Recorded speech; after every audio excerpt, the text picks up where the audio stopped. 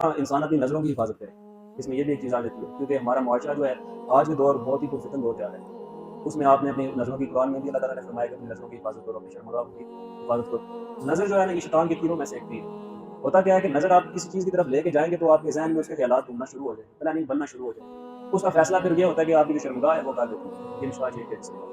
ہوتا کیا ہے کہ جب آپ جا رہے ہوتے ہیں رستے میں تو کچھ لوگ ایسے بھی ہوتے ہیں جو رستے میں بیٹھے ہوتے ہیں، ضمن نکاس دینے لگے ہوئے، کچھ لوگ رستے میں کیا ہوتے ہیں، بیٹھے ہوتے ہیں، جبکہ رستہ بیٹھنے کے لیے تو نہیں ہے۔ اب یہ بھی سچتا کی روایت ہے کہ صحابہ کرام کو نبی کریم صلی اللہ علیہ وسلم نے منع فرمایا کہ تم رستے میں نہ بیٹھا، لیکن صحابہ نے عرض کی کہ یا رسول اللہ صلی اللہ علیہ وسلم ہماری عادت بن چکی ہے، ہمارا دل کرتا ہے کہ ہم رستے میں بیٹھیں، ہم شروع سے بیٹھنا عادتاً ہمیں یہ چیز شامل ہوگی ہماری فطرت میں، تو اس لیے ہمارے لیے مشکل ہے یہاں سے یہ چیز کو ختم کرنا۔ تو حضور نبی مکرم صلی اللہ علیہ وسلم نے کہ رستے کے جو حقوق ہے وہ پورے،